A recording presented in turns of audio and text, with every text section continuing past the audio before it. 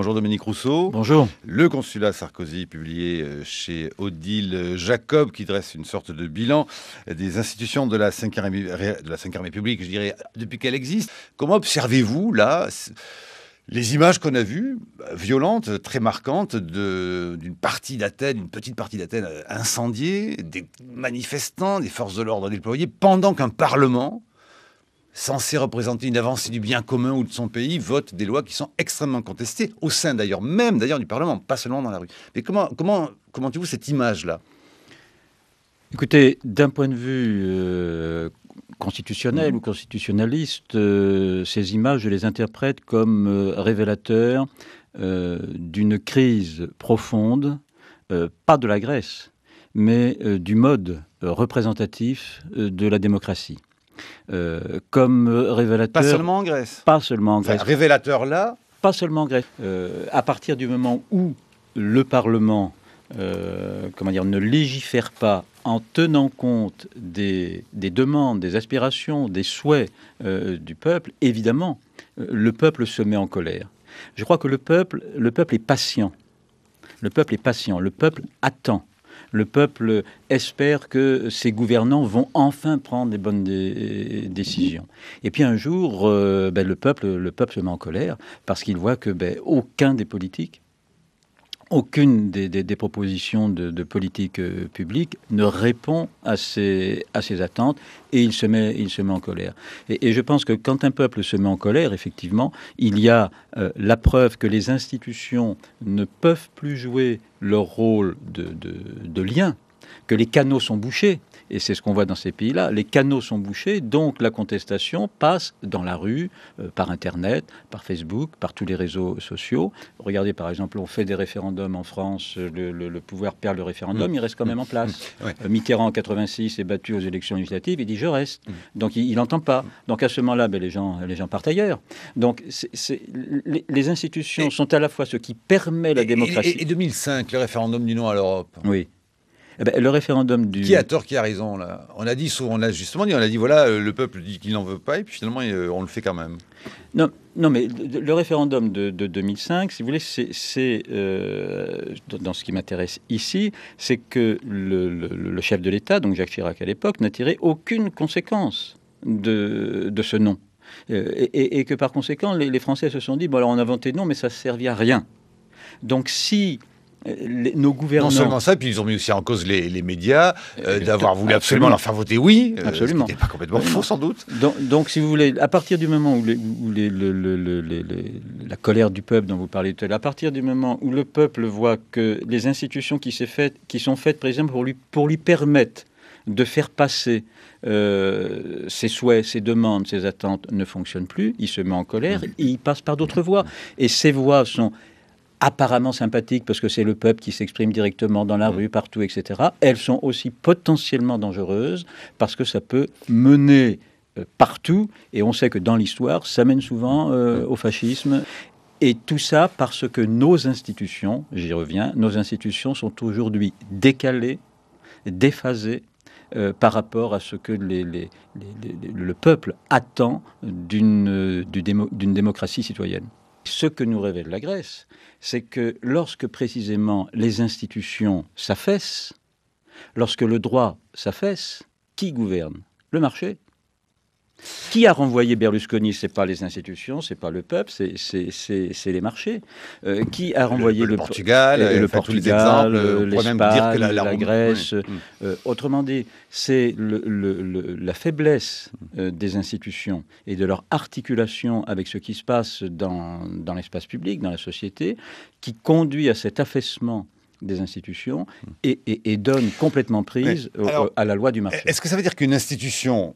et pour aller même un peu plus loin et revenir sur votre terrain, est-ce que ça veut dire qu'une constitution n'est rien, est un fétu de paille face à des événements économiques qu'on appelle la mondialisation, face au marché, Est-ce que ça veut dire qu'une constitution, aussi pensée soit-elle, réfléchie soit-elle, et on parle par exemple de la Grèce, hein, bon, ça n'est rien finalement, ou que ça montre d'un coup des fragilités. Pardon de vous poser cette question un peu provocante, mais je pense que ça n'assure rien, ça protège rien de rien. Je pense que ça démontre l'inverse, et que tout le quinquennat de Sarkozy montre que la Constitution l'a, disons, embêté pour réaliser sa politique, et qu'il a sans cesse donné des coups dans la Constitution. Qu'est-ce que c'est que la Constitution ? La Constitution, c'est d'abord, c'est pas moi qui le dis, c'est la Déclaration de 89, c'est la séparation des pouvoirs. C'est la séparation des pouvoirs. Le président Sarkozy, depuis 5 ans, a donné des coups dans la séparation des pouvoirs.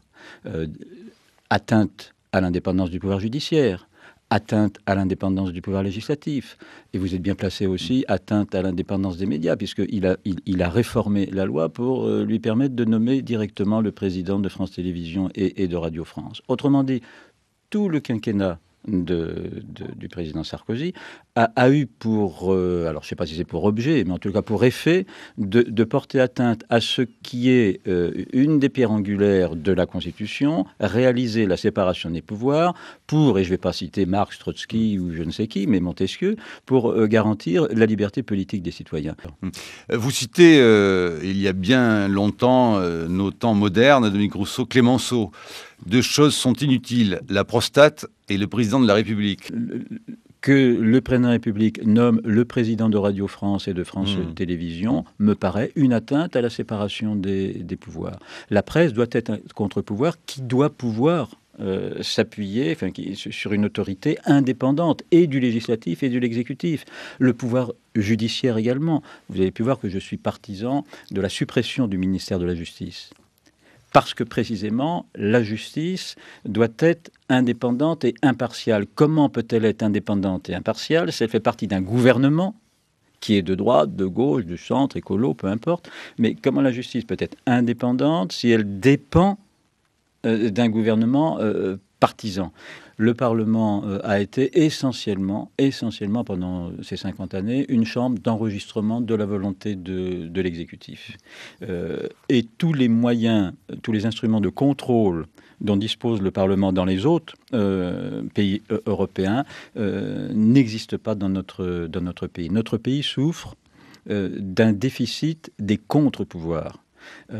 Qui n'ont pas été reconnus dans leur existence et dans leurs moyens d'action. Et c'est en ce sens, si vous voulez, que la Ve République fait souffrir la démocratie.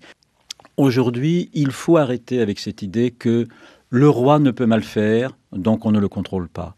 Le président ne peut mal faire, donc on ne le contrôle pas. Le Parlement ne peut mal faire, donc on ne le contrôle pas. Si le roi peut mal faire, le président peut mal faire, le Parlement peut mal faire. Vous savez bien que les cours suprêmes, elles peuvent être politisées. La nôtre, notre Conseil constitutionnel, il est composé en particulier des anciens présidents de la République. Alors, donc ça prouve bien qu'il est politisé. Ah, oui. Non, mais là, je vous suis. Et dans mon livre, vous avez certainement pu voir que j'étais favorable à une révision du mode de composition du Conseil constitutionnel. Oui, à une réforme du Conseil constitutionnel. Il y a aujourd'hui un fossé entre la fonction du Conseil qui est juridictionnelle et la composition du Conseil qui est politique. L'organisation même de la Constitution de 1958, il y a, si vous voulez, les mécanismes permettant de porter atteinte à cette séparation des pouvoirs. Pensez par exemple que le président de la République est défini dans la Constitution comme étant le garant de l'indépendance de l'autorité judiciaire, c'est-à-dire le pouvoir exécutif gardien de l'indépendance du pouvoir judiciaire. Mais ça a fait retourner dans sa tombe Montesquieu. On fait du chef de l'exécutif le gardien de l'indépendance du pouvoir judiciaire. Il n'y a donc pas séparation des pouvoirs. Autrement dit, le moment me paraît venu de revoir cette Constitution pour tout simplement réaliser une vraie séparation des pouvoirs. Une Constitution qui nous fait changer de République ? Oui, on peut changer de République, on en a l'habitude, hein, on en est à la 5e, on peut passer à la 6e ou 7e, c'est pas un problème majeur.